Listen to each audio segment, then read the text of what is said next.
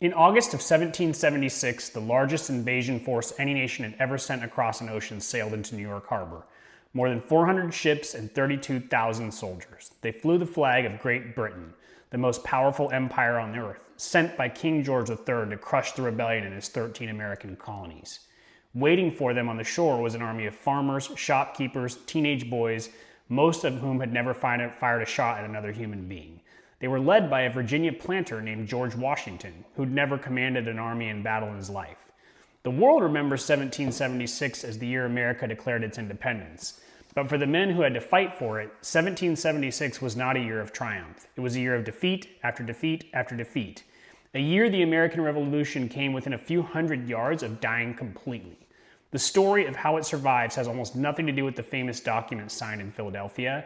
It has everything to do with fog, ice, and one man who refused to quit. The book is called 1776 by David McCullough.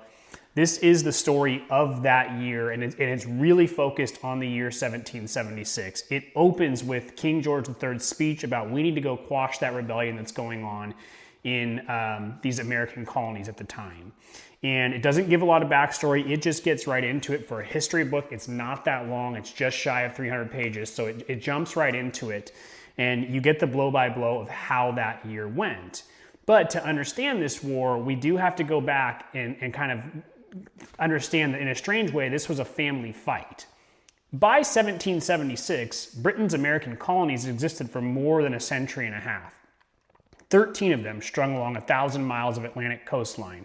And notice the word colonies, not states. There was no United States yet. Just 13 separate colonies founded one by one between 1607 and 1733, each with its own government and its own interests. About 2.5 million people lived there, 1 in 5 of them enslaved. And here's the part that surprises people. They didn't think of themselves as Americans. They were British subjects and proud of it. They drank English tea, followed London fashions, and toasted the king's health. But the final authority sat with 3,000 miles away in London with the Parliament and King George III. He had inherited the throne at just 22. By 1776, he was 38, stubborn, and certain his colonies must obey. Behind him stood the most powerful nation on earth, 8 million people, the largest navy in the world, and a professional army with generations of battle experience. So why did it fall apart? Like a lot of things, money. In 1763, Britain finished winning a world war against France and nearly doubled its national debt doing it. Parliament decided the colonists should help pay that, and in 1765, they passed the Stamp Act. It was the first direct tax it had ever laid on the colonies. The response gave the revolution its rallying cry. No taxation without representation. Not a single colonist held a seat in Parliament that was taxing them. To London, that was simply how an empire worked. To colonists, it was tyranny. Over the next decade, it spiraled. British troops in Boston fired into a crowd and killed 5 civilians, the Boston Massacre. Colonists dumped 342 chests of British tea into the harbor. Parliament closed Boston's port entirely, a punishment so harsh it did what nothing else could. It united 13 quarrelsome colonies into one cause. By April 1775, on a village green at Lexington, the first shots were fired. That October, King George stood before Parliament and declared his colonies an open rebellion, and that speech is the very scene where this book opens. Britain's plan for 1776 was overwhelming force. But the year opened with an American miracle. Henry Knox, a 25-year-old Boston bookseller who taught himself artillery from books, dragged 59 captured cannons 300 miles over frozen rivers and mountains to Boston. Washington mounted them above the city in a single night, and the British evacuated without a fight. In July, Congress declared independence. For a moment, the war looked short. It wasn't. That summer, the British fleet from our opening arrived at New York. In late August, in the biggest battle of the entire war, the Americans were outflanked, routed, and pinned against the East River. The revolution should have died there. Instead, under darkness, fog, Washington ferried 9,000 men across the river without losing a single one. Not a victory, but an escape. Then collapse at Kips Bay. White Plains, Fort Washington, where nearly 3,000 Americans were captured in a single day. The retreat across New Jersey, the army dissolving as it marched, nearly every enlistment expiring on December 31st. By December, Washington was privately writing, "I think this game is pretty much near up." Marching with that beaten army was a writer named Thomas Paine. By campfire light, he began the essay that would run through the colonies like an electric current. These are the times that try men's souls. What happened next, Christmas night in Icy River in a town called Trenton, is where the book kind of takes over. And that is the stage for this book, 1776, and it jumps into each of those battles, culminating kind of in this battle at Trenton, where it was really the first American victory. They surprised the British. It's not like they won the war in this battle, but what it did was it inspired all these colonies to remember that, hang on a second, we could do this. So I really liked this book. In America's 250 Years of Independence year, it was a good read for me. I had not read it before. Like I said in the beginning, it's really focused on that year, so you don't get the backstory in this book.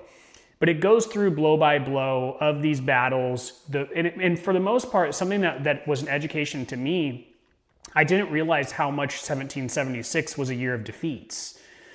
We remember it now, especially on the America 250 birthday, right? As that's the year we declared independence, but it almost wasn't. And that's really what kind of was eye-opening for me in this book is that we lost most of the battles, the skirmishes, but we just kept going. It's that classic American spirit, that American independence led by George Washington, who was not a battle-tested warrior leader prior to this. He just kept pushing.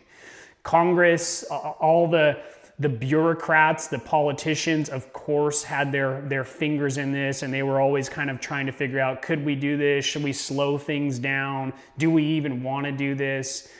You know, it was just... For me, the biggest takeaway of this book was the American spirit, and I'm sure there are a lot of other countries that have gone through this, but for myself, living in the United States, it's a good reminder. This, at the time, it would just... most citizens would rather just sort of be left alone, right? They're not thinking to themselves, oh, let's get out and go an open battle against the empire, right? But few people, the proud, were willing to say, like, this is tyranny. We need to stand back and declare our own independence and get what's ours. And you're not going to do taxation without representation. And it's crazy to think about how little these guys had at their fingertips to fight this war. I mean, like, it was farmers, young people, that were willing to go into battle. It kind of reminds me of the movie Braveheart in a lot of ways. I know that's maybe not the best analogy, but if you just think, if you haven't read something like this, it's kind of like you're just taking people that have almost nothing to gain in the short term, but for the long term of the country, incredible. And that's what I'll remember from reading this book is that they just kept pushing, led by George Washington,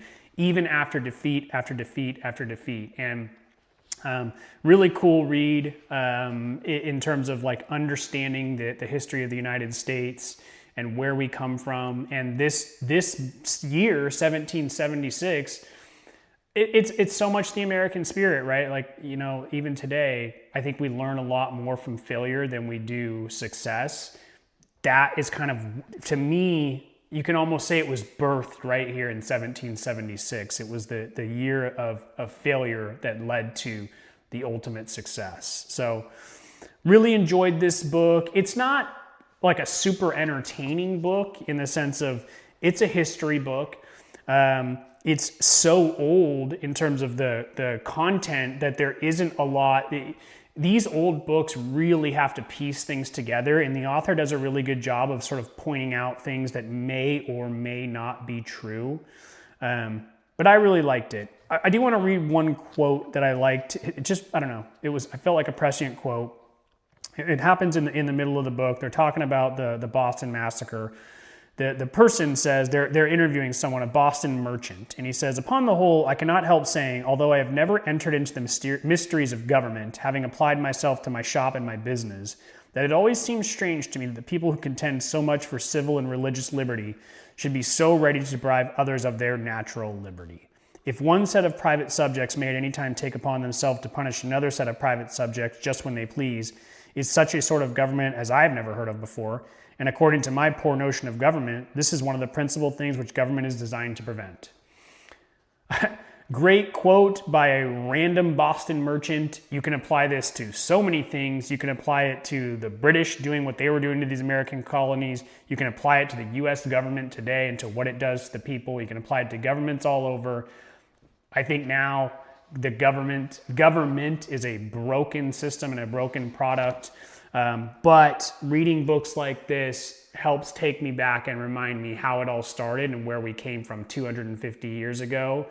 And I don't know, I just hope we can get back to some of these things and this kind of patriotism and appreciating where we come from. So that's the book, 1776 by David McCullough. Appreciate you watching.